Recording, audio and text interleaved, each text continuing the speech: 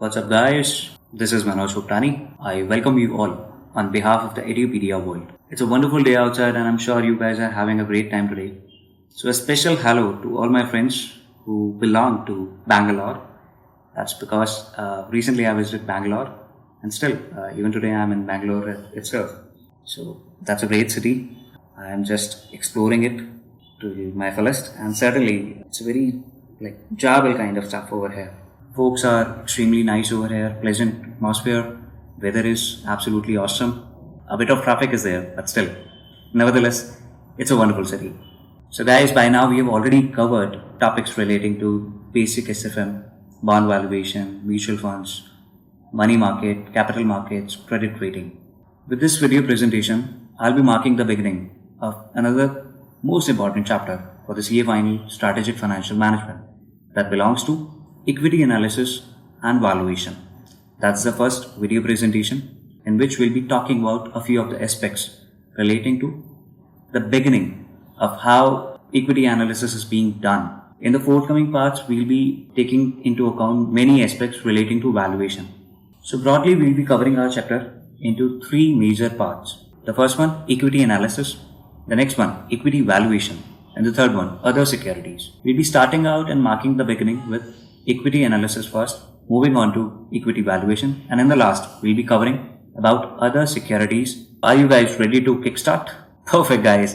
Let's begin with the first topic of the day, and that would be fundamental analysis. The fundamental analysis, if we'll be talking about the same. So the primary focus for fundamental analysis is with the intrinsic value or the true worth of a stock. Fundamental analysis is basically a method of forecasting the future price movements of a financial instrument based on a range of factors. That is, economic factors, industrial factors, political factors, and other respective factors which are associated with the company, whichever that could be. It could be Reliance, it could be Tata, it could be like Facebook, if that's going with the New York Stock Exchange or the Nasdaq. So it depends upon the kind of company. So whatever the thing may be, the fundamental analysis is basically a method of forecasting the future price movements of a financial instrument, which can be based upon these many factors. Hence, I can simply say that a fundamental analyst's attempt is to determine whether the actual price of a security is above or below its intrinsic value. By intrinsic value, I mean to say what is the fair value of that security. Fundamental analysis basically creates a simple set of decision rules to determine whether or not to buy the security depending upon the various outcome of the intrinsic valuation. So the simple rules, no kind of like rocket science, it's as simple as that. If in case the intrinsic value is greater than the market value, then it is always recommended to buy the instrument. In case the intrinsic value is less than the market value, it's always recommended to sell the instrument. And if in case the intrinsic value is equal to the market value, then in such case, it's better to hold that instruments. So these are the simple rules. You don't need to go for any kind of rocket science. All you need to know is, okay, if today, let's suppose, it's a very simple example.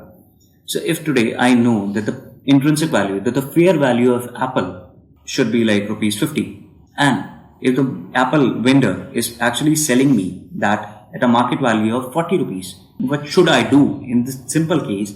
I'll just go and buy that apple because it is giving me a worth of 50 rupees and a price of rupees 40.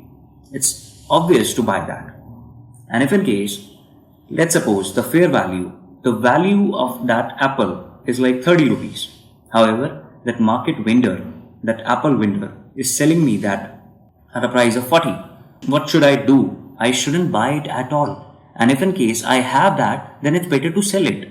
If in case the price of the apple is like 40 rupees in the market and it is giving me a worth of rupees 40. So what should I do? In this case, I can simply say I should hold the instrument for that matter. So that's how fundamental analysis basically works. Fundamental analysis serves to all the answer for the questions relating to, is the company's revenue like actually growing? Is it actually making some profit? Or should I say like, is the company strong enough in a position to beat out its competitor in the market? Or is it able to repay its debts? So all these kind of questions can be easily solved with the help of implementing the fundamental analysis. A fundamentalist therefore tries to attempt to estimate the equity value based on the future earnings and dividends through the examination of historical financial records and performance, by understanding the company's business environment, strategy, management, accounting principles used in developing those financial statements on which the entire stakeholders have to rely, estimating the future revenues, expenses, corporate taxes, depreciation policies, and so on. So that's a basic critical kind of assumption that once a difference is being made between a market price and the intrinsic value is actually observed, then in such cases, the investors will eventually recognize and correct that discrepancy. So that's a kind of assumption which is usually made. So that's how it actually works. So guys, you need to understand this simple fact. A fundamental analysis primary focus is just to find out the intrinsic value, or I should say the true worth of a stock or an instrument. It is basically a method to forecast the future price movements of the financial instruments based on a range of factors. All the simple rules for analyzing whether to purchase a stock or not have been already discussed by me. That is nowhere a kind of rocket science. All you need to implement are a simple rules and then go for a big shot. Correct guys? Perfect. Let's move on to our next topic, and that is strengths of the fundamental analysis. So we have just understood as to what a fundamental analysis means. So now let's move on to our next topic, and that is strengths. What are the strengths of using and going for the option of implementing fundamental analysis while buying or selling any kind of stocks? So the first thing comes into the picture, and that is fundamental analysis is good for long-term investments based on your long-term trends. So that's how it helps in going on for any kind of investment that you are forecasting for a long term, for longer period of duration. Next, a sound fundamental analysis will actually help you in identifying the companies that represent a good value. By good value means those companies which are increasing their revenues day in day out, the ones which are reducing their expenses without decreasing their sales revenue at all. So that's how fundamental analysis actually helps you in identifying the good companies that represents good worth in the market. Next, it is most obvious but less tangible rewards of a fundamental analysis is the development of a thorough understanding of the business. So that's how fundamental analysis usually provides and helps you in providing a thorough understanding of what a business means and how it is actually working.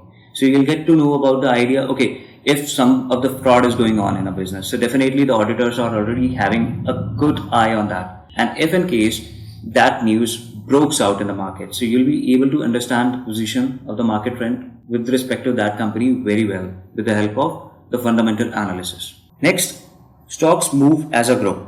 We all know that. So if in case I'll go with the fact that nowadays demonetization period and era is actually going on. So we just simply know that there is too much immense pressure on the banks and bank employees.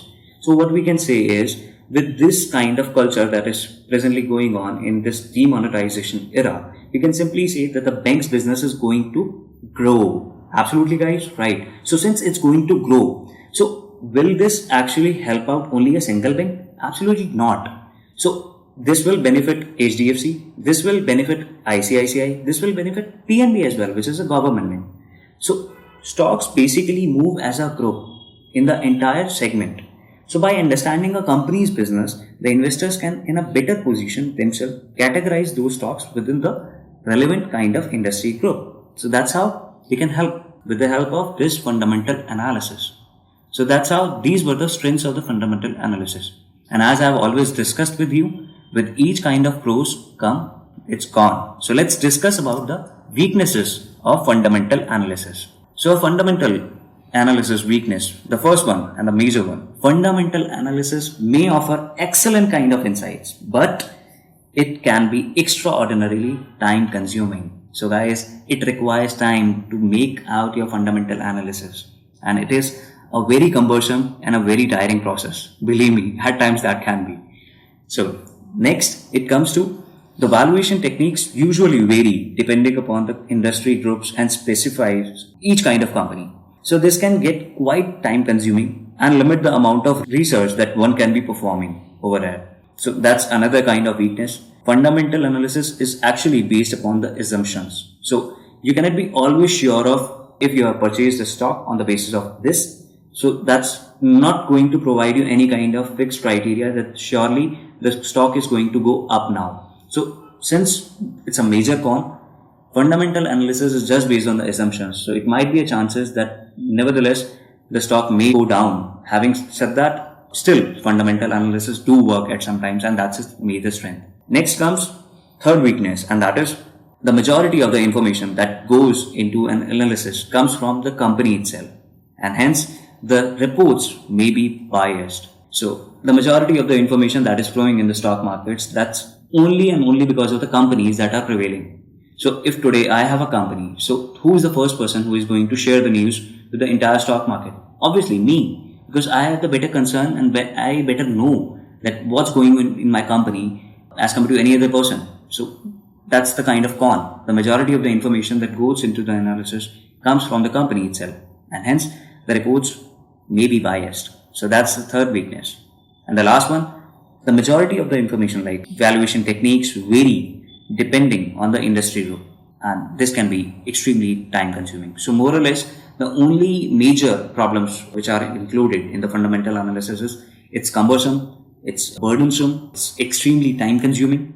However, and it depends upon the assumptions as well, and the major information comes from the company itself. So these are the major weaknesses of fundamental analysis. But after discussing these kind of topic, I'm not providing any kind of guarantee or any kind of thing to you that, okay, you shouldn't go for vouching out for the accuracy of the fundamental analysis.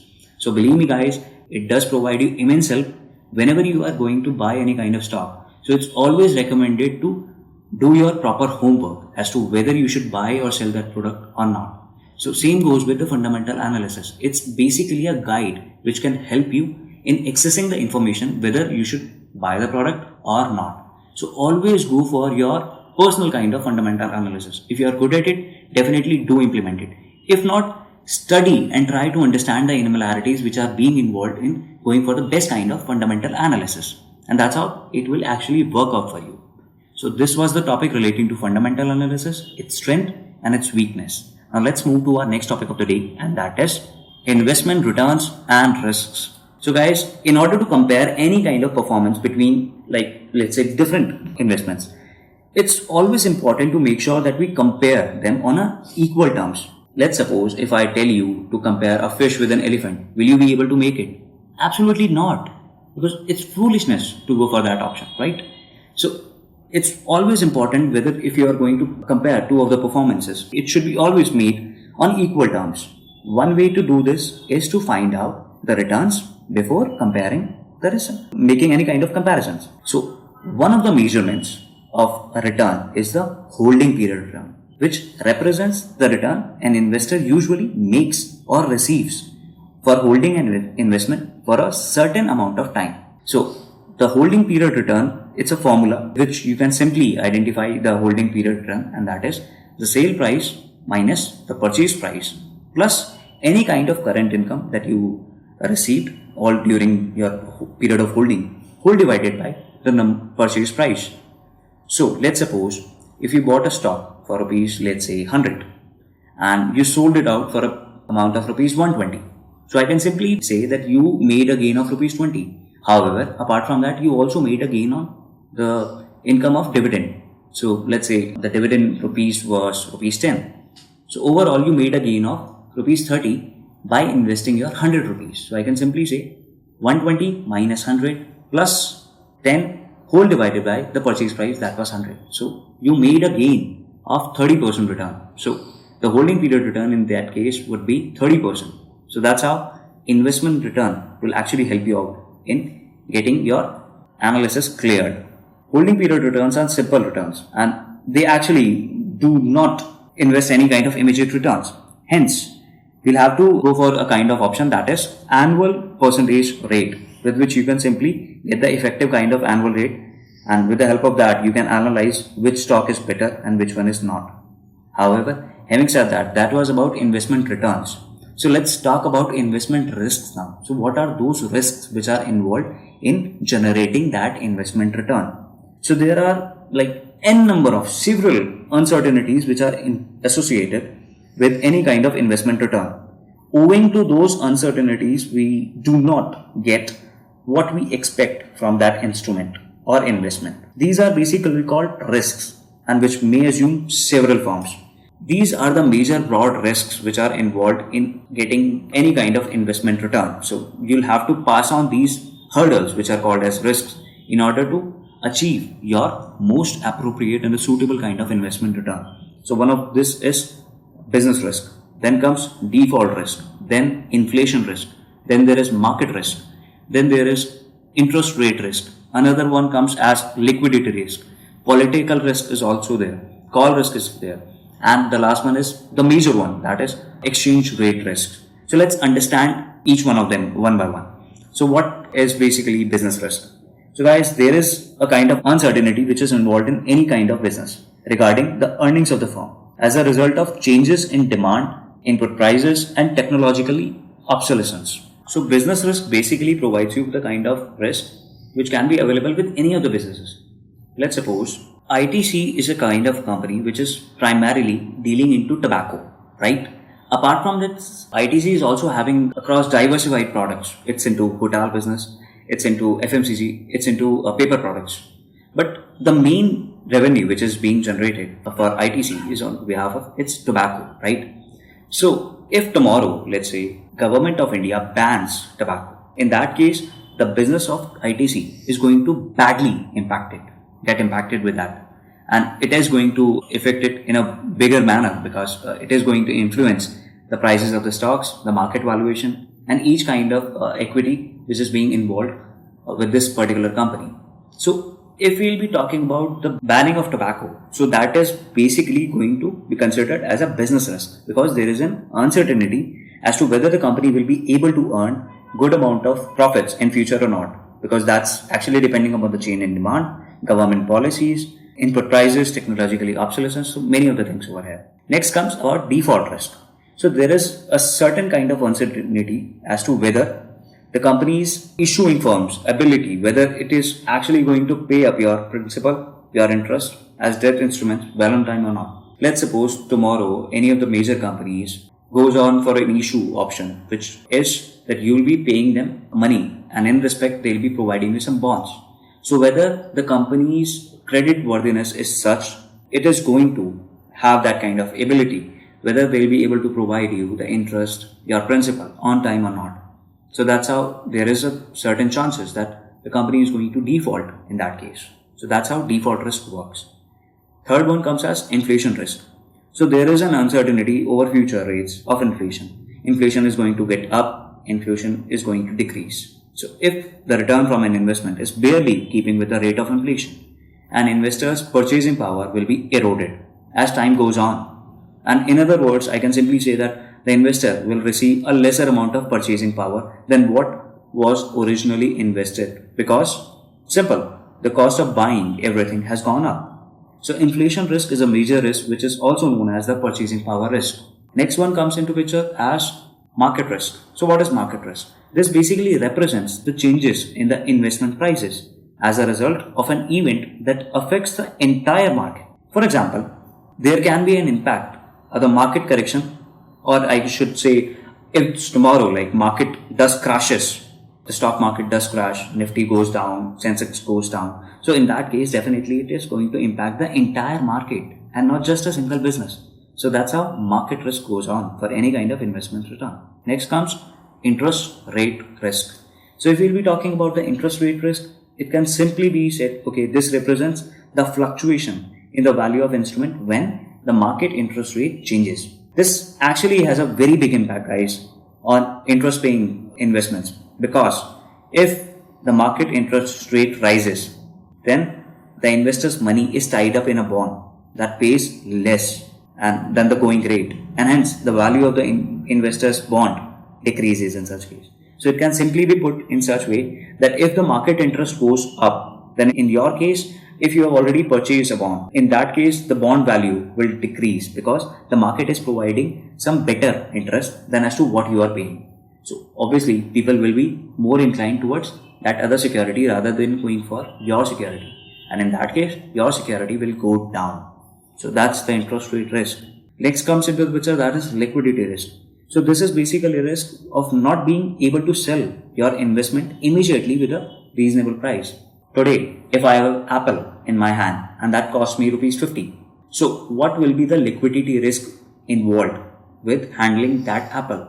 It can be simply that I won't be able to sell that apple which is in my hand for rupees 50 to the normal market. So that's the kind of liquidity risk wherein the market will be more interested in paying me less than 50 and not 50. So that's the liquidity risk. Next comes into the picture, that is political risk. So there might be a chances that something being caused of the changes in the political environment that affects the investment's market value.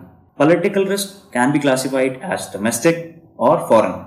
So pretty soon we have all witnessed about demonetization era as well as Trump becoming the president of United States of America. I just hope that he proves to be a pretty much beneficial kind of a guy for our nation as far as our India is concerned. So there might be a possibility, that in such a case, the political risk can be simply classified as either domestic or foreign political risk. An example of domestic political risk can be the change in the tax laws. Let's say today, the basic ceiling which is available on the salaried income is say 3 lakh. And let's suppose tomorrow that is going to impact in a way that finance minister decides to decrease that basic exemption limit by 2 lakh. So what's going to happen? People are going to be disheartened with the fact that they are not able to extract the best kind of benefit of the taxation regime. So in any way, that is going to affect the overall entire market. So that's how political risk basically gets involved. And that's equivalent for the companies itself. Domestic companies are basically paying at a taxation rate of 30% flat. So tomorrow that gets increased to like 60%. So overall market is going to crash in such a way. So an example for foreign political risk can be the change in the foreign policy, government policies regarding the capital outflow. That can simply be put in those words. Next comes into the picture, that is call risk. So this is a risk that an investment is going to be recalled prior to the original stated date. Let's suppose today my company issues the bonds in the market with a maturity period of like let's say 5 years. So you guys decide to invest in my company through opting for that issue. However, after a period of like say 2 years, I simply call you up with the fact, I today have a good amount of monetary power and I want to repay your debt back. So what's going to happen? You'll be disheartened with the fact that you will not be able to earn the requisite interest for the next 3 years? Absolutely yes. So that's the kind of call risk. There is a risk that the investment being recalled prior to the original stated date. This type of risk is most applicable to the long-term bonds, preferred stocks, and this is usually happening when the issuing firms find the market conditions favorable in refinancing such investments. So that's how it is basically being done. Apart from that, the last risk is exchange rate risk. This is the uncertainty regarding the changes in the exchange rate that might affect the value of an investment. Let's suppose I have a certain investment which is being placed in a foreign country. So that is going to be directly affected with the kind of foreign exchange rate that is going in my country. So if I have like invested in US, I'll always be hopeful for the fact that dollar should always appreciate and rupee should always depreciate, because in that manner definitely that will help me in getting the best of the returns, right? That will be my hopeful strategy over here. So accordingly, exchange rate uncertainty has an impact on both domestic and foreign investments. So guys, it is actually important to understand that the components of risk present and the size of each component differs from one investment to another investment. For example, certain investments have no liquidity risk, whereas other investments have extremely high level of liquidity risk. So that goes on. So investment risk basically differ from one company to another company. So that's a major basic investments risk which are available in the market, and henceforth these are the ones which are going to affect the investment return badly. That was all about the topic relating to investment return and risks. Let's move to the next topic of today's presentation, and this one is the last one, and that is overview of what we'll be doing in our interest in value, book value and market value type of segments, wherein we'll be able to get the best kind of equity valuation. So we all know that the value of any kind of asset is simply the present value of all the cash flows arising out of that asset. In the case of a bond, it is the present value of a coupon payment and principal expected from that bond. And in the case of equity share, since the only cash flows are dividends, we can simply say that the value of a common stock is nothing but the present value of the future dividends receivable. That's how it goes on. So the term book value, market value, intrinsic value are all different in meaning and application. The book value is the value per share arrived by simply dividing the owner's capital and reserves by the outstanding number of shares. If we were talking about market value, it is nothing but the price which is trading in the market. And in case of intrinsic value, it is just basically the theoretical fair value which can be calculated by various models like dividend discount model, Gordon model, Walter model, and so on. A comparison of a simple shares market value and intrinsic value usually helps the investors to decide whether the company's share are underpriced or overpriced. I've simply stated with you and shared just to make out the kind of understanding that you should actually provide light to. And those were the simple rules. Remember guys, they were not rocket sciences. So if in case the market value is greater than the intrinsic value, the stock is overpriced. So sell it off. If in case the market value is equivalent to its intrinsic value, then in that case the stock is correctly priced. Hold it. And if in case the market value is less than the intrinsic value, then in such a case the stock is underpriced. Go and buy it right now.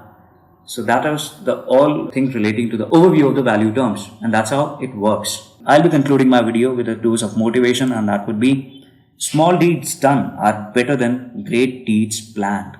This quote was being made by Peter Marshall, one of the great philosophers of all time. So it's always better to take up smaller actions rather than going for a greater planning. Everyone wants to become the Prime Minister of the nation, but nobody wants to even work as a simple plain clerk with that kind of hard work. So it's always better to go for your smaller actions, smaller deeds, which can be done in a far more better way than simply planning about the great deeds. Okay, I'll be doing this, blah, blah, blah. No, simply go for your small actions. Smaller actions usually help you in making you on a better track as to where you are heading to. So that's how it goes on. Thank you on behalf of the Edupedia world. Keep interacting guys via comments, questions in the query boxes specified in YouTube channel. Stay connected. That will help us in understanding your needs way better. Perfect. Love you. Take care. Bye. Enjoy your day.